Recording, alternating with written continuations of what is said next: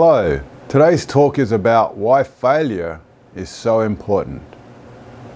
To me, there's two ways to look at failure. The first way is when something happens and it comes out with a negative result, we just shut down and emotionally it destroys us. Or secondly, we see the failure, instead of being negative shutting down, the opposite of that is a positive chance to grow.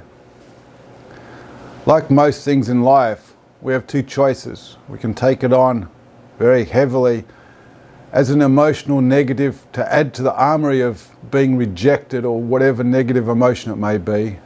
And it can keep harming us. So when another situation comes up and the failure is there, you say, see, I was meant to fail, or I'm never any good. Or we can look at it in another way, the same failure as a gauge. Gauge is a beautiful thing, as a gauge. So what do we do with these situations, these emotions? The same words, the same people could be involved, the same energy. But really, we have the choice within us. I believe strongly that it has to come from within us, what to do with it. So when we come to a situation where we believe it's negative or failure or hard or bad, that we can actually survive and come out of it, not just surviving, but a better person. It does take a lot of energy as well when failure comes up to get knocked down. It hurts, feels rejected, you low self-esteem. It could harm you physically and emotionally from the results of this. Or you can look at it in another way. This failure could be one of your biggest friends instead of enemies. A friend, yes. Use it as a gauge. Remember, like the gauge in a car, letting you know how much gas you have. If it's nearly empty, it needs to be filled up. If it's full, it's telling you you've got enough gas. Depends how far you're going, how much gas you need maybe. But if we look at it in a positive way, it's a reading that's going to help us get to the next level, to the next stage in life. So now you have an opportunity to harness the goodness of the failure and in some sense take your personal negative emotions or emotions out of it. Look at it as, okay, there's a situation, I can paint a picture of that previous situation.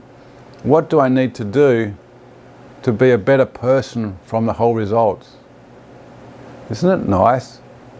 Instead of coming inwards and closing down and feeling rejected, to like wanting to go full steam at trying to be a better person with the same original canvas. Now you're painting it differently again as some opportunity to grow. And this could keep happening over and over again. Get another failure, okay, I've taken a step. And another step. I believe Thomas Edison, who invented the light bulb as well as other things, that each time he tried to create a light bulb, light globe light bulb, that he said yes, and actually wrote it down in his book. Apparently it's a very thick book. This step here that didn't work means to him one step closer to achieving his end goal. Isn't it amazing how instead of saying, I'm never going to build this, I'm never going to make it, he says, yes, I'm getting closer and closer. People thought he was a little bit out there, as they use today. But he realized and focused on what he wanted and took those failures as an indication of where he is in his process. Life's a journey or a process.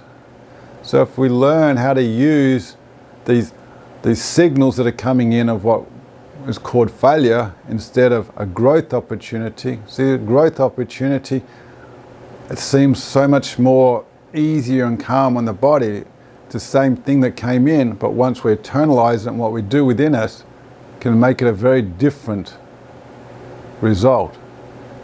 So finding the good in it and working out, okay, this scenario here, because you've taken your self-negative out of it and virtually put it up on the screen or another area. It's like, okay, there's that moment in time or a picture or whatever it may be that you're looking at. What do I need to do to change it to be a better person? And yes, it may be a process. It may not be just one step. It may be, you've got such a big gap from where you want to be to there. Take little chunks out of it to achieve it. So in all, we see the power that we have to choose. And when we can choose things that can help us, we can grow from it. Isn't it so nice? And we can do it in a nice, relaxing way and hone in and focus to be a better person.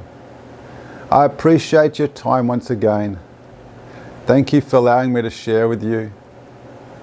Share this as part of my journey as well. And look forward to sharing a lot more with you. Thank you once again.